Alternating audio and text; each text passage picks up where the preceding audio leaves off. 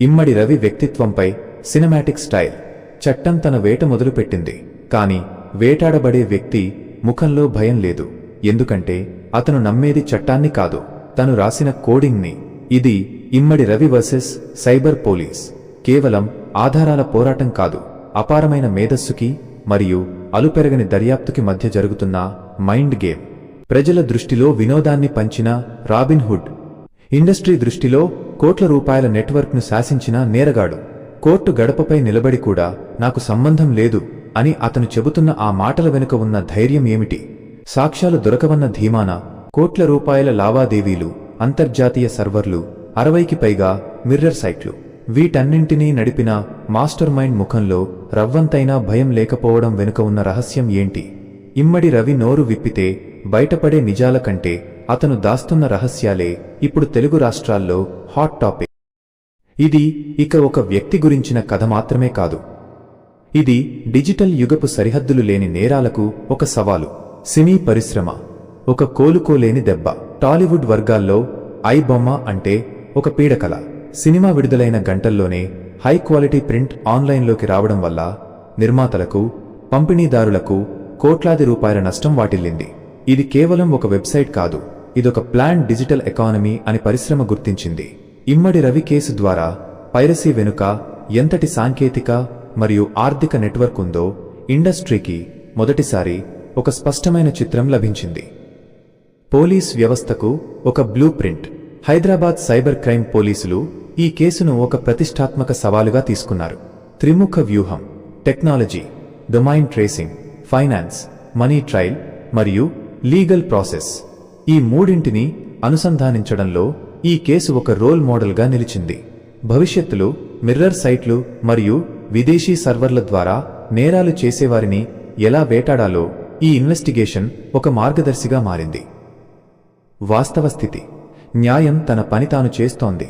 ప్రస్తుతం అందుబాటులో ఉన్న సమాచారం ప్రకారం ఈ కేసు ఇంకా విచారణ అండర్ ట్రయల్ దశలోనే ఉంది.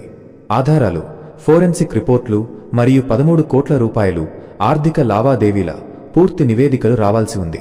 చట్టపరమైన హోదా: న్యాయ వ్యవస్థలో ఎవరినైనా నిందితుడు అని మాత్రమే పిలుస్తారు. తీర్పు వచ్చే వరకు ఎవరూ నేరస్తులు కాదు. చట్టం తన వేగాన్ని కాదు, ఖచ్చితత్వాన్ని నమ్ముకుంటుంది. ఇమ్మడి రవిముఖంలో కనిపించిన ఆ ధైర్యం, స్పష్టత వెనుక కొన్ని కారణాలు ఉండవచ్చు. 1. నేను కాదు, నా డేటా మాట్లాడుతుంది. సైబర్ నేరాలలో నేరస్తుడిని నేరుగా పట్టుకోవడం కంటే ఆ నేరానికి అతనే బాధ్యుడని నిరూపించడం పోలీసులకు అతిపెద్ద సవాలు.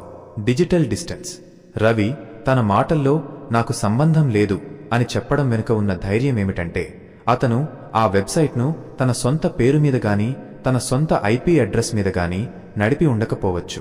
ఫేక్ ఐడెంటిటీస్: బ్యాంక్ అకౌంట్లు, డొమైన్ రిజిస్ట్రేషన్లు అన్నీ ఇతరుల పేర్లపై ఉండటం వల్ల చట్టపరంగా ఆధారాలు ఎక్కడ ఉన్నాయి అన్న ధీమా అతనిలో ఉండవచ్చు.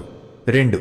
టెక్నికల్ లూప్ హోల్స్: రవికి సైబర్ చట్టాల మీద మరియు టెక్నాలజీ మీద ఉన్న పట్టు వల్ల పోలీసులు సేకరించిన సాక్ష్యాలు కోర్టులో నిలబడతాయా లేదా అనే విషయంలో అతనికి ఒక అంచనా ఉండవచ్చు. సర్వర్లు విదేశాల్లో ఉండటం వల్ల ఆ డేటాను భారతీయ చట్టాల ప్రకారం అధికారిక సాక్ష్యంగా చూపించడానికి చాలా సమయం పడుతుంది. ఆ సమయాన్ని వాడుకోవచ్చని అతను భావిస్తూ ఉండవచ్చు. 3. రాబిన్హుడ్ కాన్ఫిడెన్స్: ప్రజల్లో తనకున్న ఆదరణ కూడా అతనికి ఒక రకమైన మానసిక బలాన్ని ఇస్తుంది. తాను ఎవరినీ శారీరకంగా హింసించలేదని, కేవలం ఒక వెబ్సైట్ నడిపానని, అది పెద్ద నేరం కాదని అతను బలంగా నమ్ముతూ ఉండవచ్చు. అందుకే అతని ముఖంలో నేరం చేశాననే పశ్చాత్తాపం కంటే ఒక టెక్నికల్ మాస్టర్ అనే గర్వం కనిపిస్తోంది. 4. విచారణలో ఎదురయ్యే సవాళ్లు: కోర్టులో కేసు గెలవాలంటే పోలీసులు కొన్ని విషయాలను ఖచ్చితంగా నిరూపించాల్సి ఉంటుంది. ఆ కోట్ల రూపాయల లావాదేవీలు నేరుగా రవి ప్రయోజనం కోసమే జరిగాయని నిరూపించాలి. ల్యాప్టాప్స్, మొబైల్ ఫోన్ల నుంచి రవి స్వయంగా అడ్మిన్ ప్యానెల్ లాగిన్ అయ్యాడనే డిజిటల్ లాగ్స్ చూపించాలి. రవి చెప్తున్నట్లు అతనికి సంబంధం లేదా, లేక సాక్ష్యాలు దొరకవు అన్న ధైర్యమా అనేది కోర్టు విచారణలో తేలుతుంది. ఒకవేళ పోలీసులు పక్కాగా ఎండ్ టు ఎండ్ ఆధారాలు సేకరించి ఏ నేరానికైనా 2 పార్శ్వాలు ఉంటాయి. 1 చట్టం దృష్టిలో, 2 ప్రజల అవసరాల దృష్టిలో. అతని తెలివితేటల గురించి కొన్ని ముఖ్యమైన అంశాలను విశ్లేషిద్దాం. 1. రాబిన్హుడ్ ఇమేజ్ వెనుక అసలు కారణం. సాధారణ ప్రజలు రవిని ఆరాధించడానికి ప్రధాన కారణం సౌలభ్యం, కన్వీనియన్స్. నేడు ఓటీటీ సబ్స్క్రిప్షన్ల ధరలు పెరిగిపోవడం, ఒక్కో సినిమా ఒక్కో ప్లాట్ఫారంలో ఉండటంతో సామాన్యుడికి వినోదం ఖరీదైనదిగా మారింది. అటువంటి సమయంలో ఎటువంటి ఖర్చు లేకుండా కేవలం ఒక క్లిక్తో అత్యున్నత నాణ్యత కలిగిన సినిమాలను అందించడం వల్ల ప్రజలు అతన్ని ఒక ప్రజా సేవకుడిలా చూశారు. కాని రాబిన్హుడ్ ధనికుల దగ్గర దోచి పేదలకు పంచాడు. ఇక్కడ రవి సేవ చేస్తున్నట్లు కనిపిస్తున్నా దాని వెనుక కోట్ల రూపాయల ప్రకటనల ఆదాయం ఉందనేది వాస్తవం. 2. అద్భుతమైన సాంకేతిక పరిజ్ఞానం, టెక్నికల్ జీనియస్. మీరు అన్నట్లు రవికి ఉన్న తెలివితేటలు సామాన్యమైనవి కావు. ఆటోమేషన్, వందలాది మిర్రర్ సైట్లను సెకన్ల వ్యవధిలో మార్చడం. సర్వర్ మేనేజ్మెంట్, ప్రపంచవ్యాప్తంగా వివిధ దేశాల్లో సర్వర్లను మారుస్తూ పోలీసులకు చిక్కకుండా నెట్వర్క్ నడపడం. User experience, UX, iBomma website design ఎంత సరళంగా ఉంటుందంటే సాంకేతిక పరిజ్ఞానం లేనివారు కూడా సులభంగా సినిమా చూసేలా ఉంటుంది. 3. లీగల్ మార్గంలో ఉంటే ఎలా ఉండేది?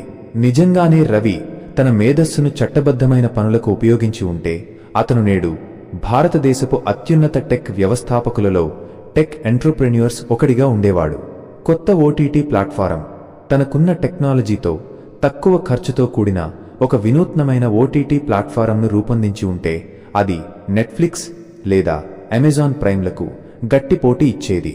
సైబర్ సెక్యూరిటీ, వ్యవస్థలోని లోపాలను గుర్తించడంలో అతనికి ఉన్న నేర్పుతో ఒక పెద్ద సైబర్ సెక్యూరిటీ సంస్థను స్థాపించి దేశంలోని డేటాను రక్షించే పని చేయవచ్చు. సాఫ్ట్వేర్ డెవలప్మెంట్, అతను రూపొందించిన ఆటోమేటెడ్ మిర్రరింగ్ టెక్నాలజీని డేటా స్టోరేజ్ లేదా క్లౌడ్ కంప్యూటింగ్ రంగంలో వాడితే కోట్లాది రూపాయల లీగల్ బిజినెస్ అయ్యేది. 4. లోకంలో చాలామంది మేధావులు తక్కువ సమయంలో ఎక్కువ డబ్బు సంపాదించాలనే ఆశతో లేదా వ్యవస్థను సవాలు చేయాలనే ఉద్దేశంతో తప్పుడు మార్గాలను ఎంచుకుంటారు. కత్తిని శస్త్రచికిత్సకు వాడితే ప్రాణం పోస్తుంది, అదే కత్తిని నేరానికి వాడితే ప్రాణం తీస్తుంది. రవి తెలివితేటలు కత్తిలాంటివి. దాన్ని తప్పుడు దిశలో వాడటం వల్ల ఇప్పుడు అతను ఒక నేరగాడిగా ముద్రపడి జైలు గోడల మధ్య ఉండాల్సి వస్తోంది. అదే ఆ మేధస్సును సమాజం మెచ్చేలా వాడి ఉంటే ఇవాళ అతను యువతకు ఒక గొప్ప రోల్ మోడల్ అయ్యేవాడు. చివరగా అతను సంపాదించిన మంచి పేరు కేవలం ఉచితంగా సినిమాలు ఇచ్చాడు కాబట్టి వచ్చిందే తప్ప అది శాశ్వతమైనది కాదు.